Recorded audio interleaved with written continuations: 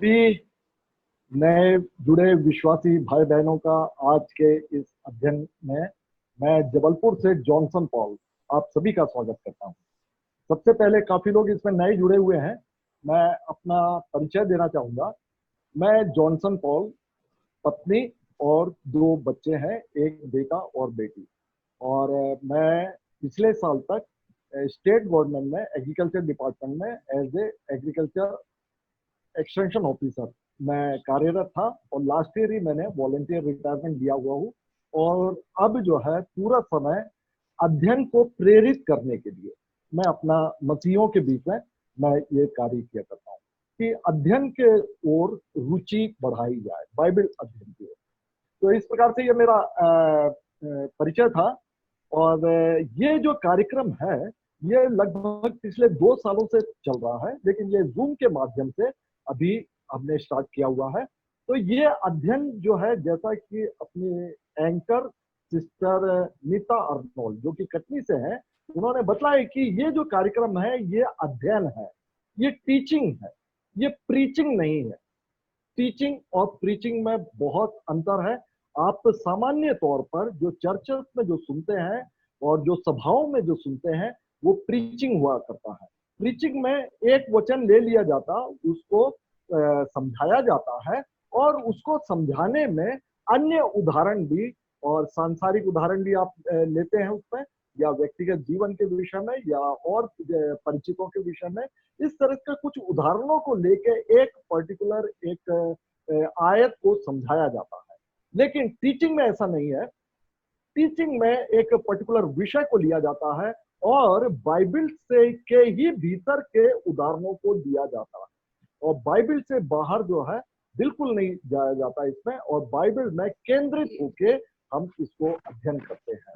तो अध्ययन के विषय के लिए मैं आपको बताना चाहूंगा। Next slide. इस अध्ययन में हम आज से लेकर हम कौन कौन से विषयों को हम इसमें देखेंगे। Please next slide.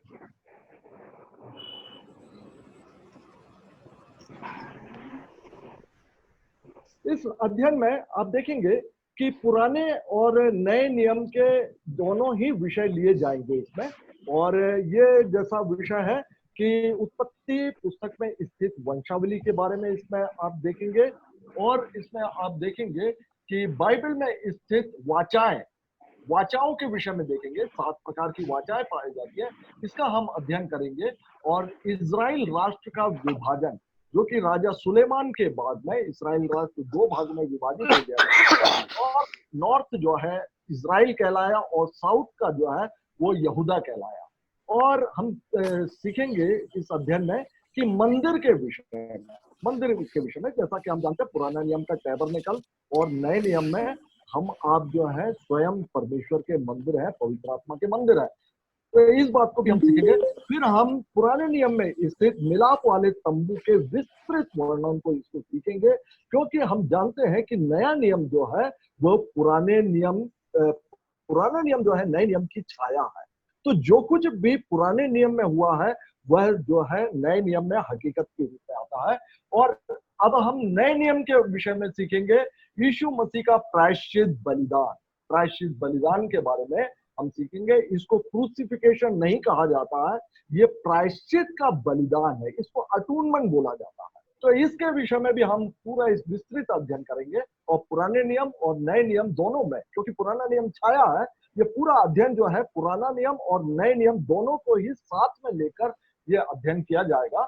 और यीशु मसीह का उन पर की गई जो भविष्यवाणियां हैं, हम कैसे जान सकते हैं कि यीशु मसीह ही जो परमेश्वर का मेमना या परमेश्वर का पुत्र, जो जिसकी भविष्यवाणी एक मसीहा के आगमन की भविष्यवाणी जो ओल्ड टेस्टामेंट में भविष्यवक्ताओं द्वारा निरंतर की जाती रही है, वो जो भविष्यवाणियां हैं, क्या ये जो बैतलहम में जो बच्चा पैदा हुआ जिसका यीशु नाम रख दिया है, तो क्या उस पर कौन कौन सी भविष्यवाणियां पूरी हुई है, इसको भी हम अध्ययन में लेंगे। और इसके बाद हम देखेंगे कि यीशु मसीह जो है वो लेवी गोत्र के थे। परमेश्वर नया पुराने नियम में यह दे दिया था कि लेवी गोत्र का ही जो होगा वो याजक और महायाजक होंगे। लेकिन यीशु मसीह यहूदा गोत्र के थे। तो क्या हो गया कि यहूदा गोत्र को महायाजक का पद परमेश्वर ने दिया? क्या परमेश्वर ने वो अपना नियम तोड़ दिया?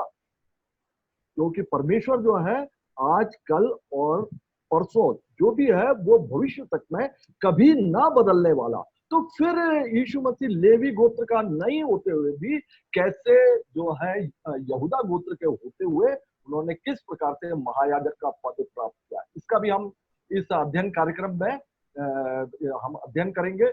इसके बाद हम देखेंगे कि पुराने नियम की 10 आज्ञाएं, 10 आज्ञाएं किस प्रकार से, क्या वो खत्म हो गई हैं क्या? और नए नियम में कोई नई आज्ञा आ गई है? और नई आज्ञा आ गई तो क्यों आ गई है? क्योंकि बाइबल बतलाती है इब्रानियों 10 का 1 में कि व्यवस्था आने वाली अच्छी वस्तुओं का मात्र प्रतिबिंब है। फिर कुलुस्सियों में हम देखते हैं कि मूल वस्तु मसीह की है, अर्थात ओल्ड टेस्टामेंट जो है वो छाया मात्र है और न्यू टेस्टामेंट उसी का हकीकत है। तो यदि पुराने नियम में 10 आज्ञाएं हैं तो नए नियम में भी होना चाहिए। तो यदि नहीं है तो क्यों नहीं है? तो इन सभी बातों का हम अध्ययन इस विषय के अंतर्गत करेंगे और हम करेंगे त्रिएकत्व के बारे में। परमेश्वर जो है, परमेश्वर एक है। पुराना नियम बतलाता परमेश्वर एक है, सुन इज़राइल तेरा परमेश्वर एक है। तो ये 3 प्रकार से कैसे, 3 रूपों में कैसे, जबकि बाइबल में जो है त्रिएकत्व या ट्रिनिटी वर्ड नहीं पाया जाता। तो फिर ये कैसे है? ये तो पिता, पुत्र, पवित्र आत्मा, किस प्रकार से हम इस बात का अध्ययन करेंगे और हम देखेंगे कि 4 प्रकार के न्याय बतलाया गया जो कि प्रकाशित वाक्य में है। तो उस पर प्रकाशित वाक्य के भी कुछ बातों का हम अध्ययन करेंगे, जिसमें कि विशेष तौर पे 4 प्रकार का जो परमेश्वर का न्याय होने जा रहा है उसके विषय में हम अध्ययन करेंगे। और परमेश्वर के गुणों के विषय में भी हम अध्ययन करेंगे, क्योंकि बाइबल बतलाती है कि परमेश्वर को कभी किसी ने नहीं देखा, कभी किसी ने नहीं देखा। लेकिन हम जानते हैं कि परमेश्वर ने अपने गुणों के आधार पर, अपने गुणों के आधार पर परमेश्वर ने अपने आप को मनुष्यों पर प्रकट किया है। यीशु मसीह भी बोलते भी हैं कि किसी ने परमेश्वर को नहीं देखा, लेकिन एकमात्र पुत्र ने उसको प्रकट किया। तो गुणों के आधार पर परमेश्वर ने ओल्ड टेस्टामेंट में प्रकट किया और यीशु मसीह ने न्यू टेस्टामेंट में भी प्रकट किया है परमेश्वर को, क्योंकि परमेश्वर को कभी किसी ने नहीं देखा और ना ही देख सकता है। तो परमेश्वर के जो गुण है, जैसे सृष्टि करता है, परमेश्वर प्रेमी है, न्यायी है, वो धीरजवंत है, वो विलंब से कोप करने वाला और वो चंगा करने वाला परमेश्वर, ये सब जो है परमेश्वर ने अपने आप को प्रकट किया है अपने परमेश्वरत्व के रूप में। तो इन बातों का भी हम अध्ययन करेंगे कि किस प्रकार परमेश्वर ने अपने आप को प्रकट किया है, परमेश्वर के वे गुण कौन कौन से हैं। इसके बाद हम देखेंगे स्वर्ग क्या है, कितने प्रकार के स्वर्ग है, मृत्यु के बाद कौन कहा जाएगा, और नरक के बाद में भी हम अध्ययन करेंगे। और कलीसिया मसीह की दुल्हन है, इसको हम स्टडी के रूप में, प्रीचिंग के रूप में नहीं, सारी बातों को हम अध्ययन के रूप में यहाँ पर हम इस प्लेटफॉर्म पर हम आज के बाद से, और ये हमारा अध्ययन कार्यक्रम सोमवार और गुरुवार को ठीक 8:30 बजे इसी तरह और जूम के माध्यम से होगा। ये मैंने टोटल कोर्स लाइन आपको 2-3 महीने के लिए, 3 महीने तक में ये पूरा हम अध्ययन करेंगे और इसके बाद हम नए विषयों को, इसी प्रकार के नए विषयों को लेकर हम चलेंगे। तो हम प्रारंभ करते हैं आज का अध्ययन। आज का अध्ययन का विषय है वंशावली। वंशावली तो वंशावली में आप, इसमें हम अध्ययन करने जा रहे हैं कि आदम से लेके मसीहा तक की वंशावली। आप देखेंगे कि शुरुआत में बाइबल में वंशावली कई दिया हुआ, आदम से लेके कई नाम दिए गए हैं, वंशावली दिया गया है। लेकिन हम जनरली जो क्रिश्चियन जो लोग हैं वो उसको नहीं पढ़ते हैं। Please next slide. और नहीं पढ़ते हैं तो हम यहाँ पर देखेंगे कि आप अध्ययन में आज के बाद आप देखेंगे आपको इंटरेस्ट आ जाएगा, आपको समझ में आ जाएगा। आपको अभी तक किसी ने शायद समझाया नहीं होगा या आपने समझने की कोशिश नहीं किया होगा कि आखिर ये वंशावली भी क्या है। और इस वंशावली, अगला स्लाइड बताएं, नंबर 4 स्लाइड। थोड़ा सा वेट करेंगे, कुछ टेक्निकल इशू हो रहे हैं जी। इस वंशावली से आप बहुत सी बातें आप जान सकते हैं। इसके अध्ययन से आप क्या जान सकते हैं कि पाप की उत्पत्ति कैसे हुई, किससे हुई, और ये फैला कैसे, दुनिया के अंदर ये फैला कैसे, और आज हम आप पाप कैसे हो गए हैं, इसी वंशावली से हम जानेंगे। और इसी वंशावली से जानेंगे कि पाप के इस उद्धार के लिए परमेश्वर ने क्या प्रावधान किया है, और मूर्ति पूजा का प्रारंभ कहां से हुआ, कैसे हुआ, और यीशु मसीह की वंशावली, जो कि एक मसीहा था जिसका कि अदन की वाटिका में ही जैसे आदम हव्वा ने पाप कर दिया था, और वो पाप के परिणाम स्वरूप परमेश्वर ने एक उद्धार की एक योजना बनाई, और उसको भी हम इस अध्ययन के माध्यम से हम देखेंगे। Fourth slide please. तो हम शायद हमारा स्लाइड जो है प्रॉपर डिस्प्ले नहीं हो पा रहा है, कोई बात नहीं, हम अध्ययन में चलते हैं। और अध्ययन में हम देखते हैं कि शुरू में ही बाइबल के पहला अध्याय का पहला वचन यहां पर बतलाया गया है कि आदि में परमेश्वर ने स्वर्ग और पृथ्वी की सृष्टि की। आदि में परमेश्वर ने स्वर्ग और पृथ्वी की सृष्टि की। तो यहां पर आप देख सकते हैं, स्लाइड में आप देख सकते हैं और आप पढ़ सकते हैं कि वंशावली का अध्ययन हम क्यों कर रहे हैं। तो हमने बताया कि बाइबल का जो पहला अध्याय पहला वचन में बतलाया दिया परमेश्वर ने कि आदि में पता नहीं कितने समय पहले परमेश्वर ने स्वर्ग और पृथ्वी की सृष्टि की। स्वर्ग के स्थान में कई बाइबल में आकाश भी लिखा हुआ, और आकाश और स्वर्ग यहाँ पर एक ही बात है। और तो आदि में परमेश्वर ने स्वर्ग और पृथ्वी की सृष्टि की, या पृथ्वी को बनाया, या पृथ्वी की रचना की। तो यहाँ पर आप देखेंगे कि आप कृपया आप स्लाइड नंबर 5 लेकर आए, स्लाइड नंबर 5। तो हम देखते हैं कि परमेश्वर ने ये सृष्टि क्यों की, और परमेश्वर ने जैसे कि उत्पत्ति एक का एक बतला रहा है कि पहले उन्होंने स्वर्ग को बनाया, पहले पृथ्वी नहीं बनी, या बराबर रूप से स्वर्ग और पृथ्वी एक साथ नहीं बनी है। पहले उन्होंने परमेश्वर ने स्वर्ग और वहां स्थित सारी वस्तुएं और स्वर्गदूतों को सब कुछ उन्होंने बनाया। और परमेश्वर जो कुछ भी बनाता, मनुष्य को भी जो बनाया है, उन्होंने अपनी महिमा के लिए बनाया हुआ। तो शुरुआत में इस पृथ्वी और मनुष्य के भी बनाने के पहले स्वर्ग को बनाया और स्वर्गदूतों को उन्होंने बनाया, और उसके बाद जो है पृथ्वी को बनाया। तो परमेश्वर का इस दोनों सृष्टि को करने का उद्देश्य क्या था, जो कि हमको मिलता है कुलुस्सियों उसका पहला अध्याय और उसका 15 से लेके 17वां वचन में, जो कि स्लाइड आपको डिस्प्ले कर रहा है। मैं बाइबल से इसको पढ़ दे रहा हूं। पहला अध्याय कुलुस्सियों और उसका 15 से लेके 17 और 19वां वचन। वहां इस प्रकार से पाया जाता है कि मसीह अदृश्य परमेश्वर का प्रतिरूप और सारी सृष्टि में पहलौठा। मसीह यीशु मसीह के बारे में बात हो रही है, क्योंकि उसी में सारी वस्तुओं की सृष्टि हुई है, और स्वर्ग की हो अथवा पृथ्वी की, स्वर्ग की हो या पृथ्वी की, उसी में सृष्टि हुई है सारी वस्तुओं की, देखी या अनदेखी। तो देखी वस्तुओं में सारी पृथ्वी की बातें आती है, और अनदेखी वस्तुओं में स्वर्ग और वहां की स्वर्गदूत बातें आती है।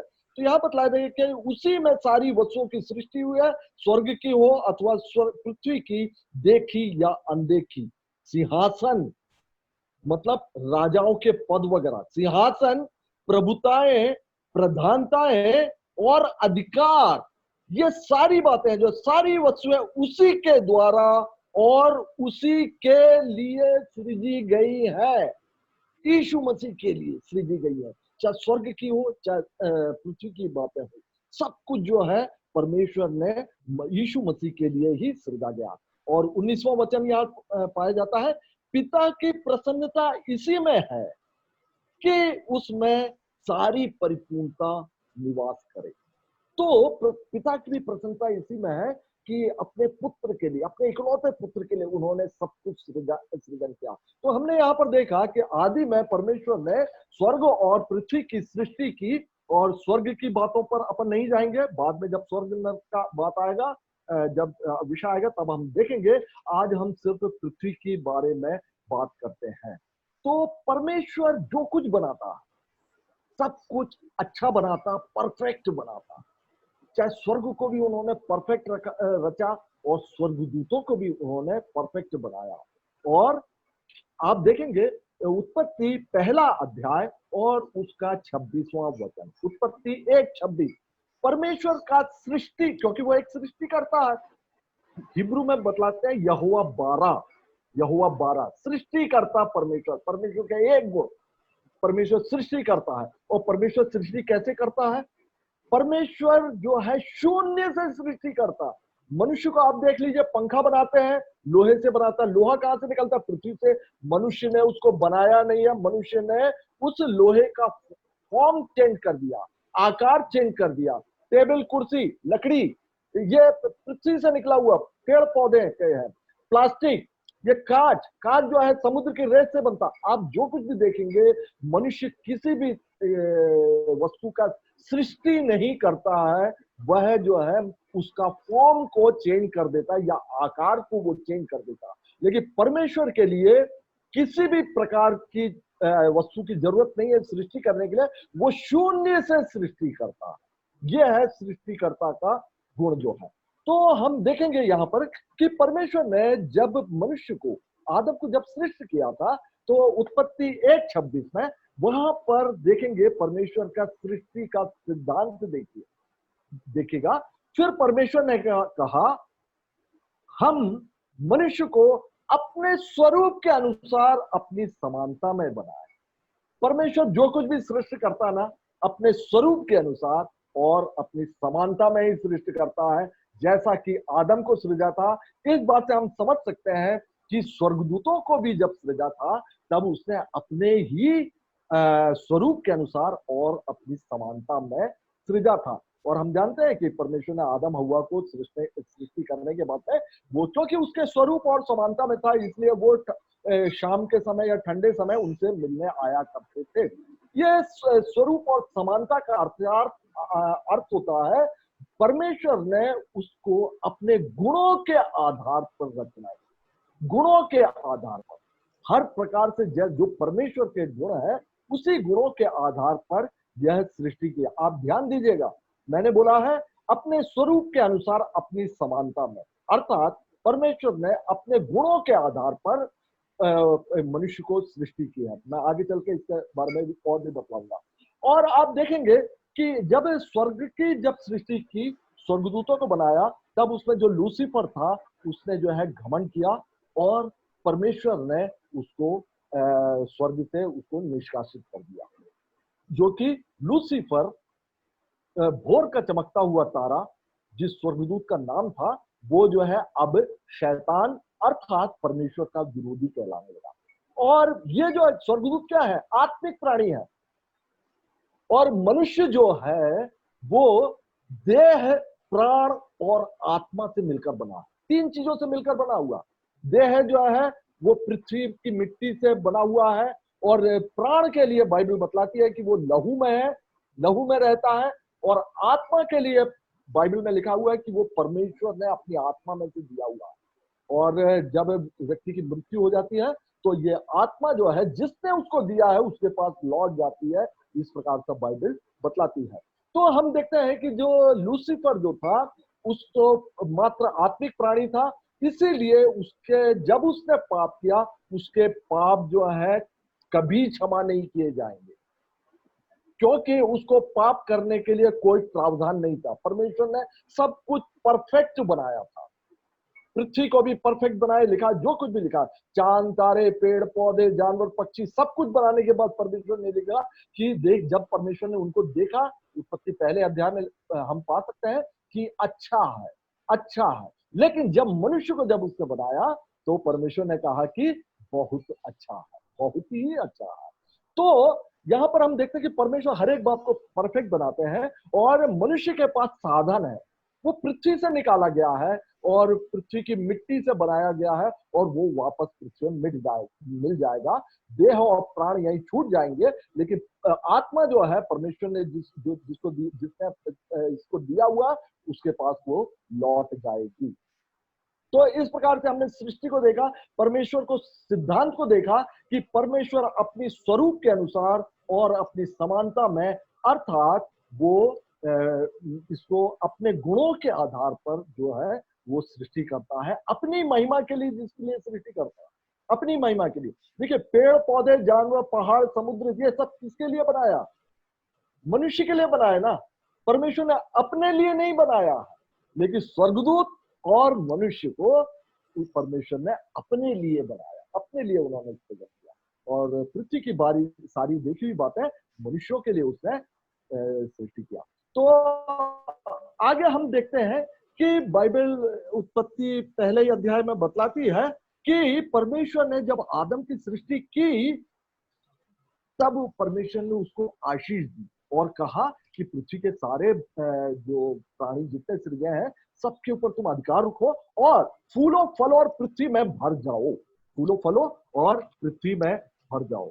और परमेश्वर ने उनको आशीष देकर इस प्रकार से आशीष दिया। और लिखा हुआ है उत्पत्ति 1:29 में, 1:29 में, फिर परमेश्वर ने उससे कहा, सुनो, जितने बीज वाले छोटे छोटे पेड़ सारी पृथ्वी के ऊपर है और जितने वृक्षों के बीज फल होते हैं, बीज वाले फल होते हैं, वे सब मैंने तुमको दिए हैं, वे तुम्हारे भोजन के लिए है।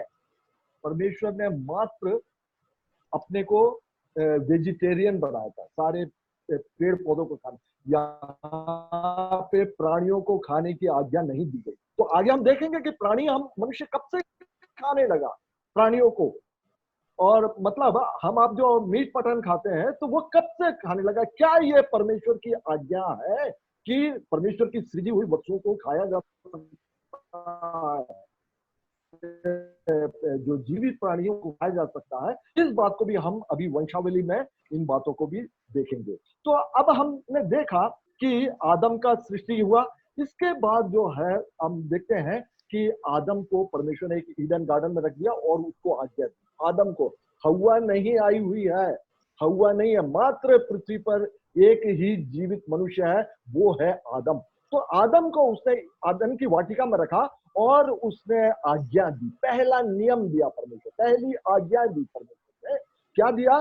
कि तुम वृक्ष, इस उद्यान के सारे वृक्षों के फल खा सकते हो, लेकिन ये जो दो पेड़ लगे हुए, जीवन का वृक्ष और भले बुरे के ज्ञान का वृक्ष, इसके फल तुम मत खाना। लेकिन उसके बाद जब देखा कि आदम अकेला रहता है, तो आदम की सहायक होने के लिए उन्होंने हव्वा को बनाया, और दोनों जब आदम की वाटिका में रहते थे, तब तब जो शैतान जो था, जिसका कि पाप क्षमा नहीं हो सकता, जिसका कि न्याय हो चुका है कि आग और गंधक की जलती हुई झील में उसे डाल दिया जाएगा, ये न्याय हो चुका है।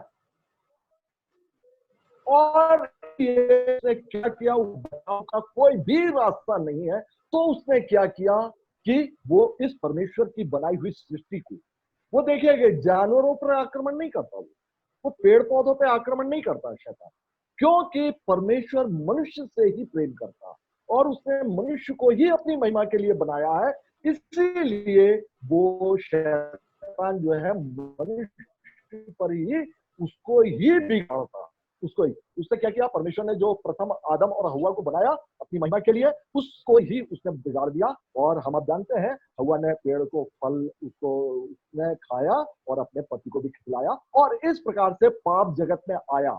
और जैसे ही पाप जगत में आया, परमेश्वर ने वहां पे 4 प्रकार के शाप, नहीं बोलना चाहिए उसको, लेकिन मैं समझाने के लिए बोल रहा हूं, 4 शाप दिया। एक तो सर्प को शापित किया, सर्प को, लेकिन आदम को उन्होंने शाप नहीं दिया, लेकिन कुछ बातें बताए कि भाई तू पसीने की रोटी खाएगा, मेहनत करेगा तू। हव्वा को उसने क्या बोला? हव्वा को उसने बताया कि तू, उसको भी उसने, परमेश्वर ने शाप नहीं दिया, लेकिन हव्वा को उसने बतलाया कि हव्वा जो है वो दर्द सहकर वो बच्चे को उत्पन्न करेगी। और उसने ये 3 हो गए। सर्प को मैं शापित कैसे किया, मैं अभी पढ़ के मैं बताऊंगा आपको।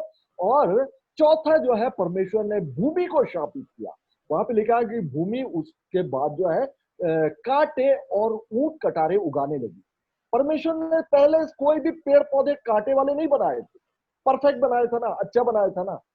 कांटा बनाते तो आदम हव्वा को चुभता, क्या परमेश्वर ऐसा चाहते? लेकिन जैसे ही आदम हव्वा ने पाप किया, भूमि को परमेश्वर ने शाप दिया और भूमि जो है कांटे और ऊंट कटारे उगाने लगी। और ये बात लिखा हुआ उत्पत्ति तीसरे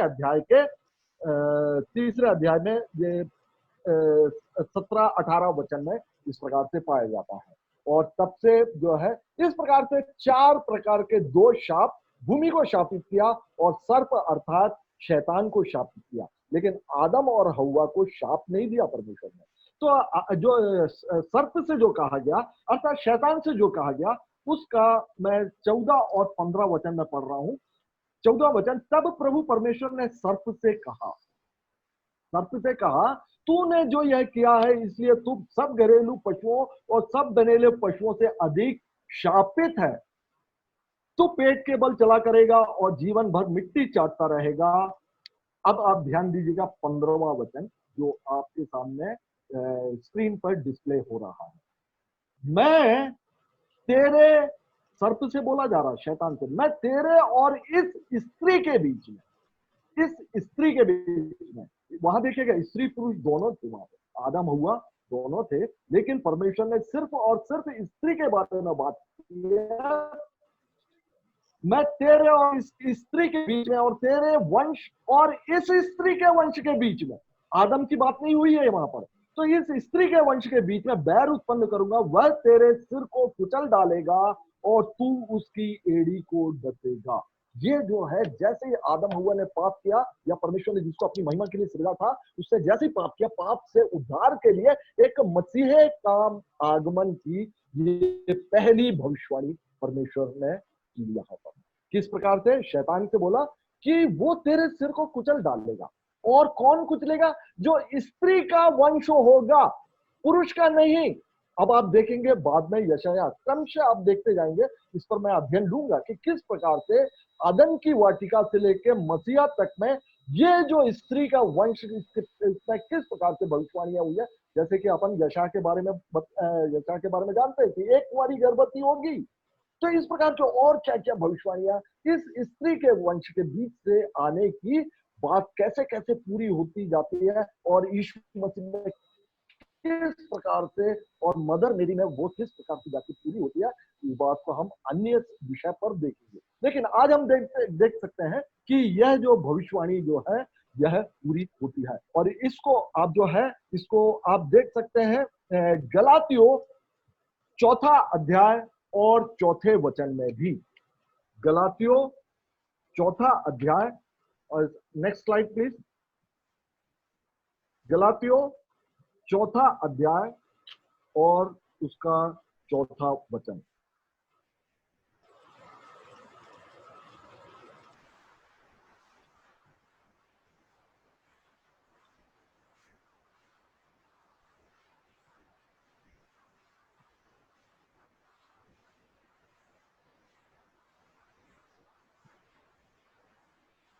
वहां पर इस प्रकार से लिखा हुआ, परंतु जब समय पूरा हुआ तब परमेश्वर ने अपने पुत्र को भेजा।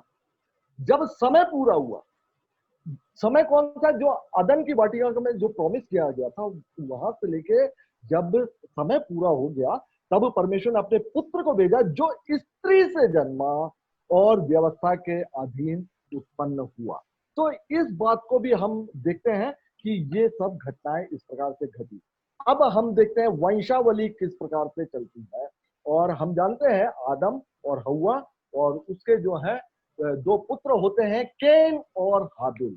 हम जानते हैं कि केन जो है वो हाबिल को मार डालता है। क्यों मार डालता है? हाबिल के बारे में बाइबल बतलाती है कि वो धर्मी था, लेकिन केन कैसा था? अब आप देखेंगे आदम हव्वा को तो शैतान ने बिगाड़ दिया, पाप में गिरा दिया, परमेश्वर से दूरी कर दी। उसका उद्देश्य हो गया, क्योंकि उसका न्याय हो चुका है, इसलिए उसने उद्देश्य उसका हो गया कि जो भी परमेश्वर सृष्टि करेगा उसको मैं भ्रष्ट करता जाऊंगा। तो आदम हव्वा को तो उसने भ्रष्ट कर दिया।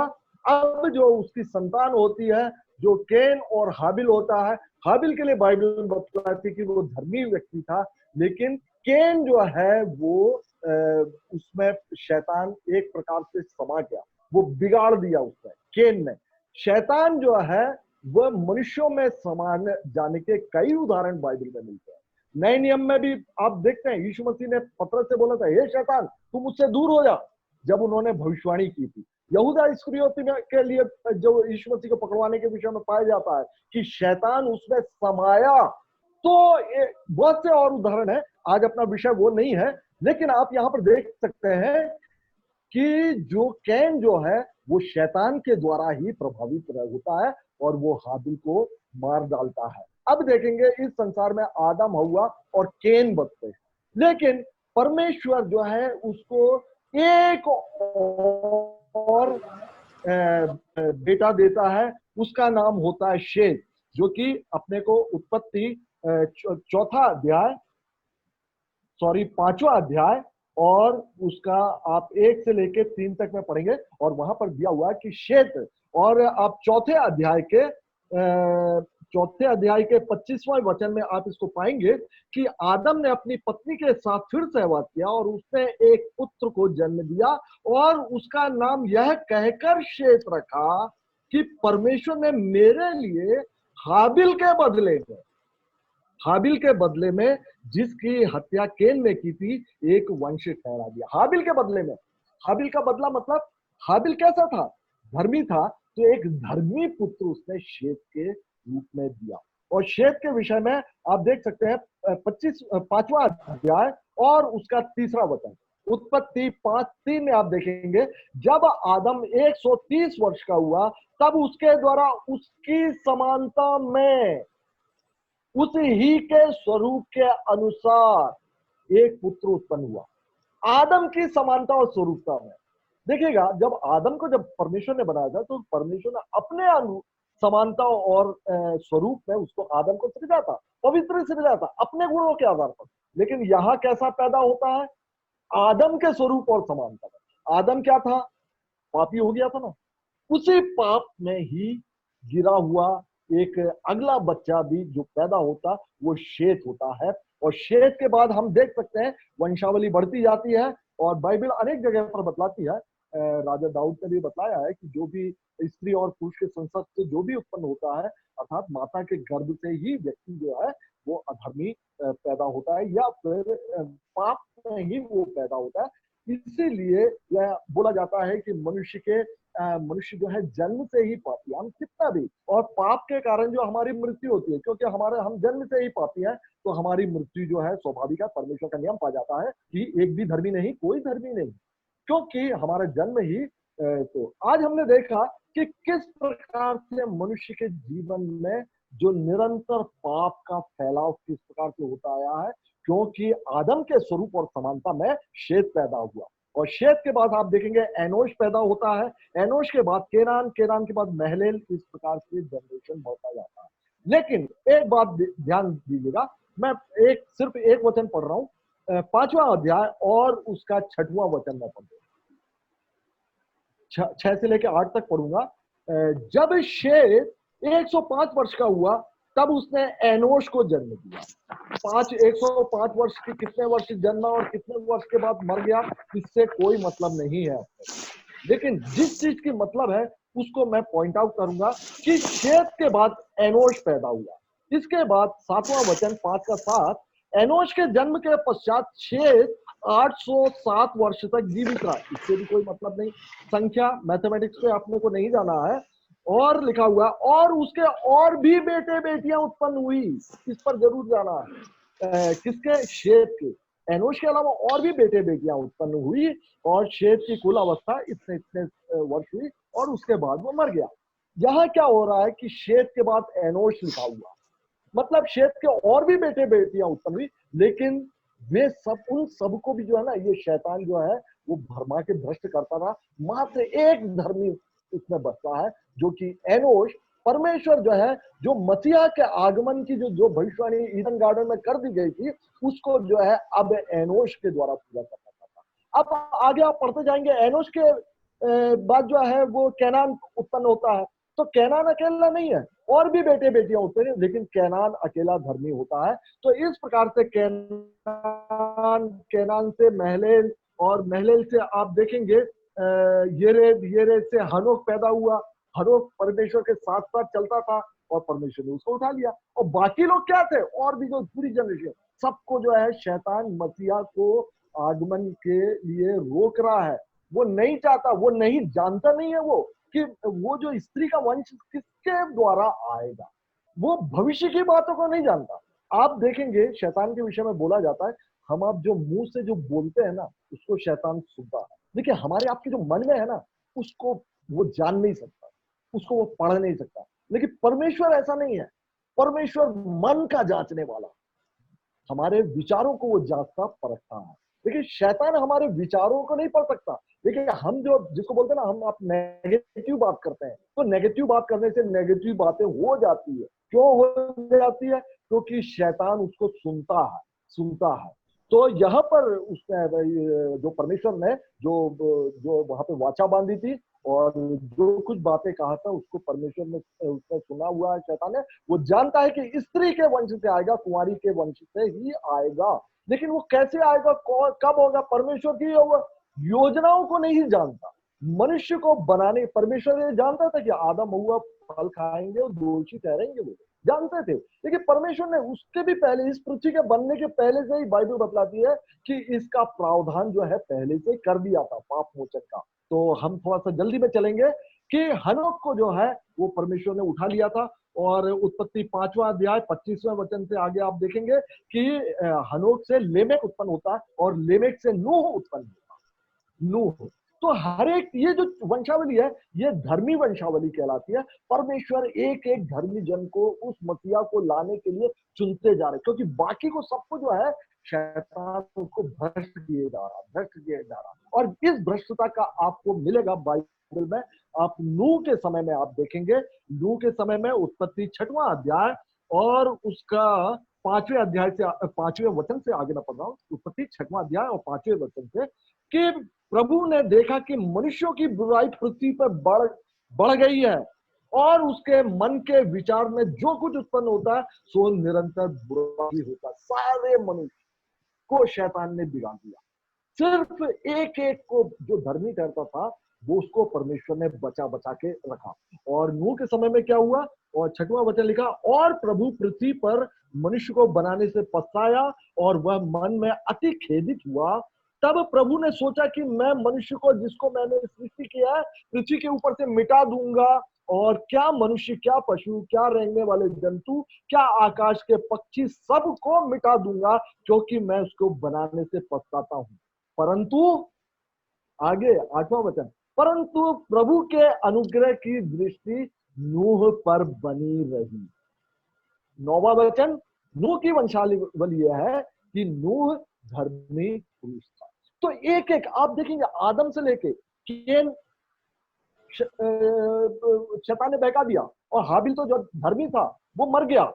परमेश्वर ने तीसरा व्यक्ति दी, तीसरा बच्चा दिया, शेत, और शेत के वंशावली से आप देखेंगे नूह तक आए।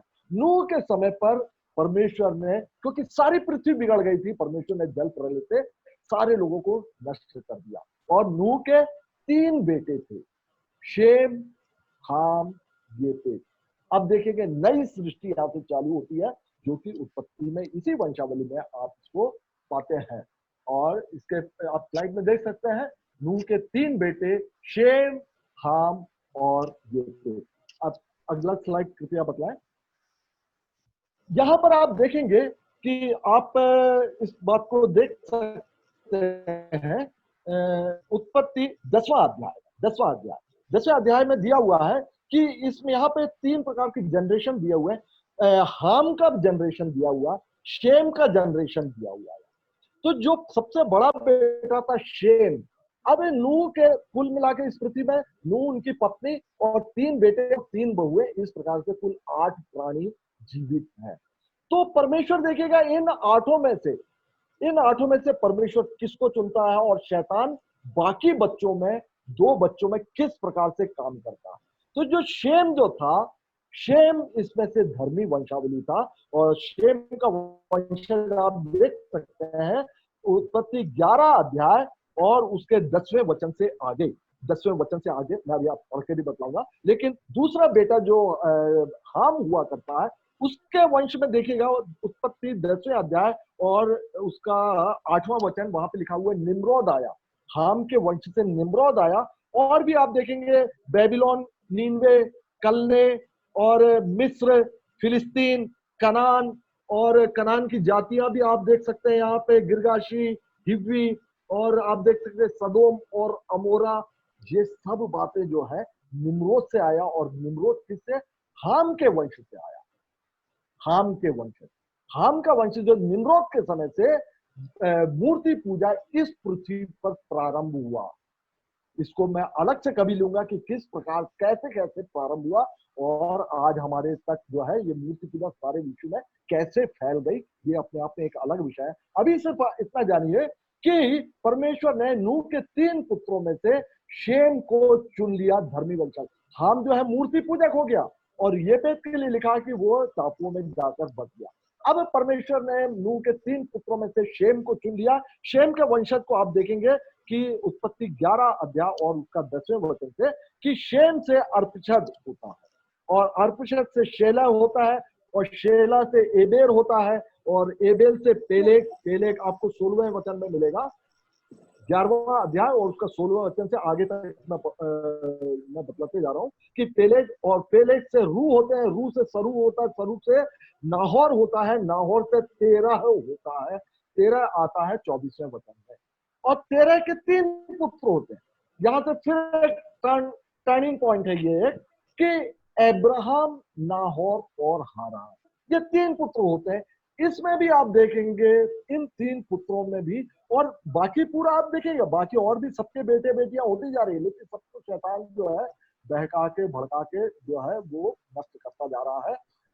और लेकिन परमेश्वर उनमें से जो धर्मी व्यक्ति है, ये धर्मी वंशावली है, उनमें से मसीहा को लाने के लिए परमेश्वर एक एक व्यक्ति को चुनता जा रहा। तो यहाँ पे पहले 13 को चुना, 13 के 3 बेटे होते हैं, अब्राहम, नाहोर और हारान। उसमें से परमेश्वर ने अब्राहम को चुना। अब्राहम से क्या बोला? वो ऊर देश में रहने वाला था। यहाँ पर 12वां अध्याय और उसका 1 से लेकर 3 तक मैं पढ़ रहा हूँ। प्रभु ने अब्राहम से कहा, अपने देश और अपनी जन्मभूमि और अपने पिता के घर को छोड़कर उस देश को चला जा जो मैं तुझे दिखाता हूँ। अब्राहम जो था यहोशू में दिया हुआ यहोशू 24वें वचन में कि वो मूर्ति पूजा, वो भी मूर्ति पूजा कर रहा था अपने पिता। तब तक जो है ये शैतान जो है ये बिगाड़ता जाता था, तो ये भी मूर्ति पूजा के वश में आ गया था। लेकिन परमेश्वर ने, हो सकता है कि उसकी आज्ञाकारिता को उन्होंने परमेश्वर ने जाना होगा और उसने अब्राहम को चुना, और जो कि पहले से मूर्ति पूजक रहा। और अब्राहम को चुनकर बोला कि प्रभु ने अब्राहम से कहा, और अपने देश और अपनी जन्मभूमि और अपने पिता के घर को छोड़कर उस देश में चला जा जो मैं तुझे दिखाऊंगा, मैं तुझसे एक बड़ी जाति बनाऊंगा। परमेश्वर ने उसके साथ में प्रॉमिस किया। ये वाचा कहलाती है। ये तीसरे नंबर की वाचा है। बाइबल में मैंने बताया कि 7 वाचाएं पाई जाती है, जो कि वाचा अर्थात होता है परमेश्वर और मनुष्यों के बीच में की गई प्रतिज्ञा, जो कि कभी टूटने वाली नहीं है। जब हम अगले बार वाचा का अध्ययन हम करेंगे तब हम आपको इन सब बातों के लिए विस्तृत रूप से समझाएंगे। तो पहली थी आदम से स्थापित वाचा, जो कि ईडन गार्डन में। दूसरी जो है नूह से स्थापित वाचा है, जो कि जल प्रलय के तुरंत बाद परमेश्वर नूह से सारी मनुष्य जाति के लिए बांधते हैं कि अब से जो है जल प्रलय नहीं होगा। तो इसको भी हम वाचा में देखेंगे, दूसरे नंबर की वाचा। तीसरी वाचा जो अब्राहम से बांधी गई वो यही है, उत्पत्ति 12 अध्याय और उसका 1 से लेकर 3 वचन तक। आगे मैं पढ़ रहा हूं, मैं तुझसे एक बड़ी जाति बनाऊंगा और तुझे आशीष दूंगा और तेरा नाम बड़ा करूंगा और तू आशीष का मूल होगा। मूल होगा।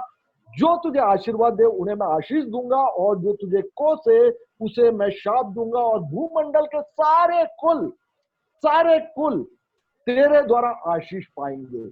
ये मसीहा के आगमन का बहुत स्पष्ट भविष्यवाणी कि अब्राहम के वंश से ही आएगा। अब्राहम के नाहोर थे और हारान भी था उसका भाई, उन सबको छोड़ दिया। शैतान जान गया कि अब्राहम के वंश से आने वाला है।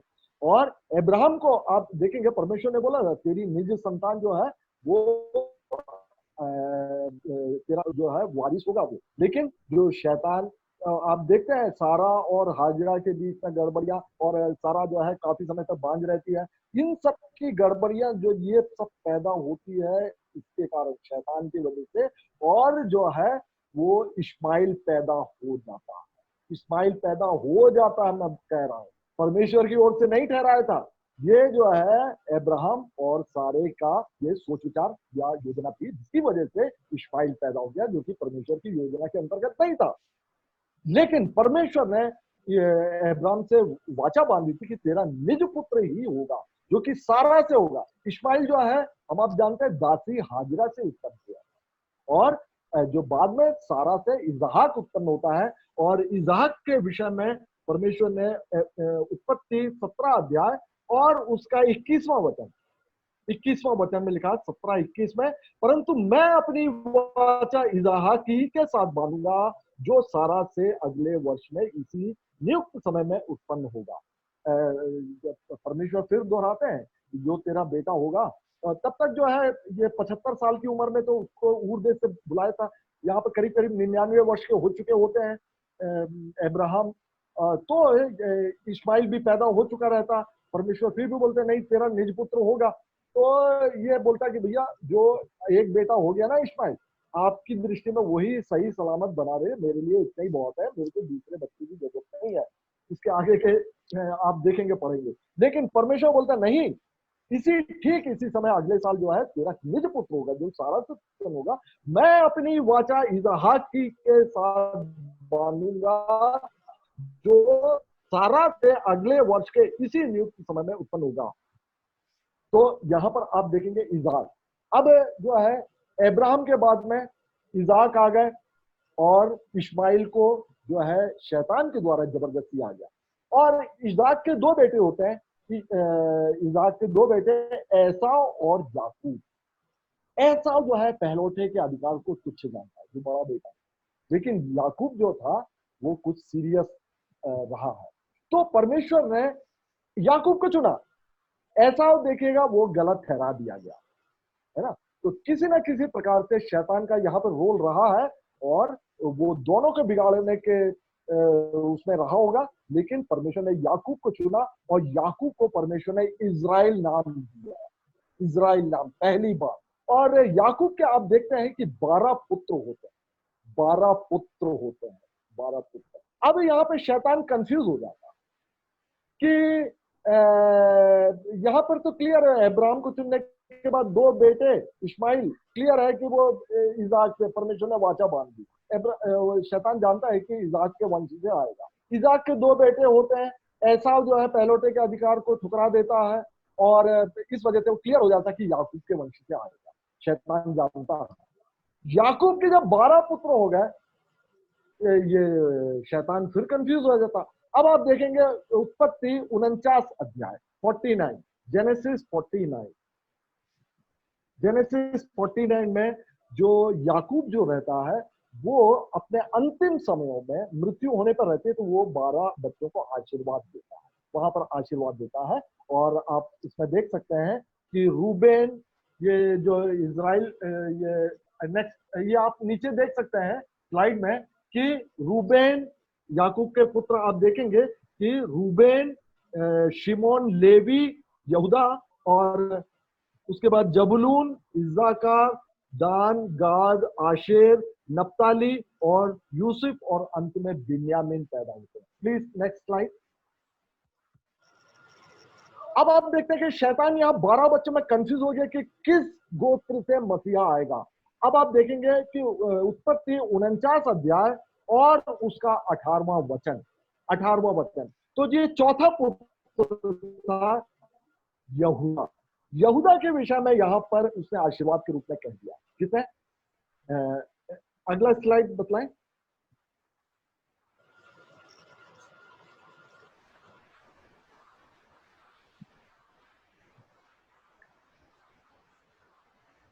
स्लाइड नंबर 11 बतलाएं। तो जो यहूदा पुत्र था, यहूदा, आप यहां पर इस स्लाइड में देख सकते हैं कि जो जेकब, याकूब जो था, उनकी दो पत्नियां थी, लिया और राहेल, और दोनों की दासियां थी जिल्पा और बिल्हा। इनसे जो उत्पन्न जो पुत्र थे, वे जो 12 पुत्र थे कुल मिलाकर। और इस इसमें जो यहूदा पुत्र था, जो कि लिया से उत्पन्न था, उसके जो कि अप्रिय थी, परमेश्वर ने अप्रिया के द्वारा जो है मसीह को लाया गया, जो कि मनुष्य के दृष्टि में अप्रिय थी। लिया में आप देखेंगे रूबेन, शिमोन, लेवी, इस्साकार, जबूलून, ये जो है ये इसमें यहूदा जो है, तो ये यहूदा के लिए यहाँ पर दिया गया है। उत्पत्ति अध्याय और उसका 18वां वचन। अगला स्लाइड बताएं। यहाँ पे लिखा हुआ है, हे यहूदा तेरे भाई तेरा धन्यवाद करेंगे, तेरे हाथ तेरी शत्रुओं पर पड़ेगा। यहूदा को बोला तेरा हाथ तेरी शत्रु, शत्रु कौन है? शैतान। तेरे शत्रुओं पर, तेरा गर्दन पर तेरा हाथ पड़ेगा, तेरे पिता के पुत्र तुझे दंडवत करेंगे। आप देखिएगा मसीहा के बारे में है ना। और जितने परमेश्वर के जो पुत्र हैं वो सब जो है वो मसीहा को दंडवत करेंगे, मतलब यहूदा को दंडवत करेंगे, मतलब मसीहा को दंडवत करेंगे। और यहूदा सिंह का डावरू है। डावरू का अर्थ होता है सदृश, के समान, के समान। तो यहूदा जो है शेर के जैसा, हम आप जानते हैं ना, यीशु मसीह को भी यहूदा का सिंह बोला जाता है। और आगे लिखा हुआ है, हे मेरे पुत्र तू आहेर करके गुफा में गया। आहेर करना मतलब शिकार करना। यीशु मसीह जो है वो ये क्रूस पर इसका शैतान को हराकर गुफा में गए थे 3 दिन के लिए कब्र में। उसी की भविष्यवाणी यहाँ पर की गई है। वह सिंह या सिंहनी के नाई दबकर बैठ गया, फिर कौन उसको छेड़ेगा जब तक शीलो ना आए। शीलो, शीलो का अर्थ होता है जो यहूदियों के अनेक पुस्तक कनक हुए और यहूदिया की तौरेत हुए और तलमूद हुआ, इस तरह के अनेक यहूदियों की पुस्तक होती है। और उसमें तलमूद में इस शीलो का अर्थ मिलता है। शीलो का अर्थ वहां पर दिया गया मसीहा। बाइबल में और कहीं पर भी ये अर्थ नहीं मिलता कि शीलो का अर्थ होता मसीहा। तो आप मसीहा करके यहाँ पर देखेंगे, जब तक मसीहा ना आए, जब तक शीलो ना आए, तब तक ना तो यहूदा से राजदंड छूटेगा, ना उसके वंश से व्यवस्था देने वाला अलग होगा। यहूदा से राजदंड नहीं छूटेगा। राजदंड किसके हाथ में होता है? राजाओं के हाथ में। अर्थात जो यहूदा से जो है, आप देखेंगे यहूदा के गोत्र में दाऊद, और इस प्रकार से क्रमशः अंतिम तक जो है वो राजा उत्पन्न होते रहे। और यहूदा के गोत्र से, अर्थात राजा दाऊद के गोत्र से अंत में राजाओं के राजा और प्रभुओं का प्रभु जो यीशु मसीह जो है, इसी मतलब यहूदा के हाथ से राजदंड नहीं छूटा। और आगे लिखा हुआ है कि उसके हाथ से व्यवस्था देने वाला अलग नहीं होगा। उसके हाथ से व्यवस्था देने वाला, नई व्यवस्था किसने दी? यीशु मसीह ने। तो यही यहूदा के गोत्र से मसीहा के आगमन की स्पष्ट भविष्यवाणी थी। यहाँ पर वह अपने गधे को दाखलता में और अपनी गधी के बच्चे को उत्तम जाति की दाखलता में बांधा करेगा। गधा और गधी हम आप है। गधे के लिए है ना नम्र लोग, इजराइल के लिए लिखा हुआ कि नम्र लोग, बिना कपट के लोग। यीशु मसीह ने भी नतनेल को अपनी ओर आते देखकर बोला था, ये देखो ये सचमुच इजराइली है, क्योंकि इसमें कपट नहीं। तो कपट रहित, भजन संहिता 53 अध्याय में पहला वचन में भी ये बात मिलता है। तो आप देखेंगे कि नम्रता जिसमें कपट नहीं, वही गधा, गधे के लिए लिखा ना, वो नम्र होगा, वरन वो लादू पर चढ़कर आएगा। तो नम्रता को यहाँ पे बतलाया था, अर्थात हमारे आपके लिए यहाँ पे लिखा गया, वह अपने जवान गधे को दाखलता में और अपनी गधी के बच्चे को उत्तम जाति की दाखलता में बांधा करेगा, मतलब अच्छी से चराई करेगा अपने लोगों की। यहोवा मेरा चरवाहा है, पुराने नियम में। और उसने अपने वस्त्र दाखमधु में और अपना पहरावा दाखों के रस में धोया। दाख मतलब ब्लड को बतलाता है, लहू को। यीशु मसीह ने भी कटोरा लेकर बोला था ना, ये मेरी देह है। तो दाखरस जो है वो लहू को बतलाते। यहाँ पर देखिए उसका लहू से उसका पहरावा जो भीग जाएगा, वो ये उसके क्रूसिफिकेशन को बतलाते हैं। तो इस प्रकार से आप देखेंगे कि यहूदा के गोत्र से स्पष्ट भविष्यवाणी यहाँ पर जो मसीहा के आगमन की हो गई। देखिए उस समय के लोग नहीं जानते थे, हम आप जानते हैं, क्योंकि ओल्ड टेस्टामेंट जो है वो नए नियम का छाया है। जब मूल बातें आ गई ना, तो सब कुछ बातें प्रकट रूप में समझ में आने लगी। और इसी प्रकार भी आप देखेंगे कि पुराने नियम में जो दानियल की पुस्तक में स्थित भविष्यवाणी है, उनको जो है सील कर दी गई थी, लेकिन उन सीलों को प्रकाशित वाक्य में उन सीलों को खोला गया। और इस प्रकार से उन बातों को भी हम स्पष्ट रीति से जानने समझने लगे। तो अब हम देखते हैं कि आदम के समय से लेकर यहाँ पर याकूब के समय तक किस प्रकार से जो शैतान जो है उस स्त्री के वंश को अर्थात मसीहा को, आगमन को वो लाने नहीं देता। यहाँ पे फिर मालूम पड़ गया कि यहूदा के वंश से, क्लियर हो गया, शैतान समझ गया कि यहूदा के वंश से आएगा। यहूदा ने क्या किया, शैतान ने क्या किया, यहूदा के 3 बेटे थे, आप उत्पत्ति में ही दिया हुआ है, एर, ओनान और शेला। एन और ओनान जो है लिखा हुआ प्रभु की दृष्टि में दुष्ट थे और वो मार डाले गए। प्रभु की दृष्टि में क्या दुष्ट थे, किसने उनको दुष्ट बनाया? यहूदा से अगला जनरेशन आने नहीं दे रहा शैतान, उसने ही उसको भ्रष्ट कर दिया, ताकि यहूदा के यहाँ पे भविष्यवाणी स्पष्ट कर दी थी कि यहूदा के गोत्र से आगे, इन 12 में से एक फाइनल हो गया, किसके गोत्र में से आने आया। तो यहूदा का जो एर और ओनान को जो है भ्रष्ट कर दिया, जिसकी वजह से वो मारे गए। और शेला, एर जो था उसकी पत्नी का नाम था तामार, इनकी शादी हो चुकी थी। उस समय नियम था कि यदि बड़े भाई की पत्नी मर जाए तो उसको छोटे ब्याह से ब्याह दी जाए, छोटे भाई उससे भी मर जाए तो फिर और नीचे वाले बच्चे से उसको ब्याह दी जाएगी। तभी तो आप यीशु मसीह के समय पर भी आप ध्यान दे सकते होंगे कि उन्होंने बोला था कि 7 भाई यदि मर गए तो वो आखिर में वो स्वर्गराज में वो पत्नी किसकी कहलाएगी, किसकी कहलाएगी? मसीहा से ये प्रश्न किया था, क्योंकि वो नियम जानते थे बोले, तो परमेश्वर का ये नियम था। तो यहाँ पर आप देखेंगे कि ब्रदर समय का थोड़ा सा देखें। ओके। तो यहाँ पर आप देखेंगे कि एर और ओनान जो है वो भ्रष्ट होकर वो मृत्यु हो जाती है, और शेला जो सबसे छोटा रहता है वो अभी जवान हुआ नहीं रहता। कायदे से तामार जो एर की पत्नी थी उसका इसका विवाह, लेकिन जो है ये बिल्कुल मैच्योर नहीं था वो। तो ये ठहरती है अपने मायके में, तामार को बोल देते कि ये जब शेला बड़ा हो जाएगा तब तेरी शादी जो उससे कर देंगे। वो ठहरती जाती है, लेकिन तामार तब तक नहीं रुकती है, और आप नाटकीय ढंग से आप देखेंगे कि वो देवदासी का रूप रखती है। और यहूदा जो उसका ससुर था वो अपने मित्र के घर पर वो ऊन काटने के समय जा रहा होता, तो रास्ते में जो तामार मिलती है और वह उनके साथ में सहवास करती है। और इस प्रकार से आप देखेंगे तामार और ससुर यहूदा के संपर्क से बच्चे उत्पन्न होते हैं। बच्चे, शेला तो जवान हो नहीं पाता है, तो तामार जो बहू थी और ससुर जो यहूदा था उससे बच्चे उत्पन्न होते हैं, जिसका नाम रहता है जेरह और पेरेस। जेरह और पेरेस 2 बच्चे उत्पन्न होते, उसमें से पेरेस को चुनता है परमेश्वर, और पेरेस के वंश से जो है राजा दाऊद आते हैं, और राजा दाऊद के वंश से जो है वो अपने यीशु मसीह आ जाते हैं। और इस बात को आप देख सकते हैं मत्ती जो पहला अध्याय में आप देख सकते हैं, और लूका 3रे अध्याय में भी इस जनरेशन को, मत्ती में तो अब्राहम से दिया गया, लेकिन आपको उत्पत्ति का अध्ययन इसलिए करना पड़ेगा क्योंकि वहां पे अब्राहम से लेकर पुराने तक के जो वंशावली यहाँ पर दी गई है। तो समय के पूरा होने पर मैं आज का अध्ययन समाप्त करता हूँ, और मैं चाहूंगा कि टेक्निकल कोऑर्डिनेटर सभी को म्यूट कर दें। यदि इस बीच में आपके पास कोई प्रश्न हो तो आप अभी निश्चित पूछिएगा, मैं कोशिश करूंगा उसका जवाब देने का। आपके पास आज के अध्ययन से संबंधित, आज के विषय से संबंधित किसी भी प्रकार का प्रश्न हो, आप इसको पूछ सकते हैं।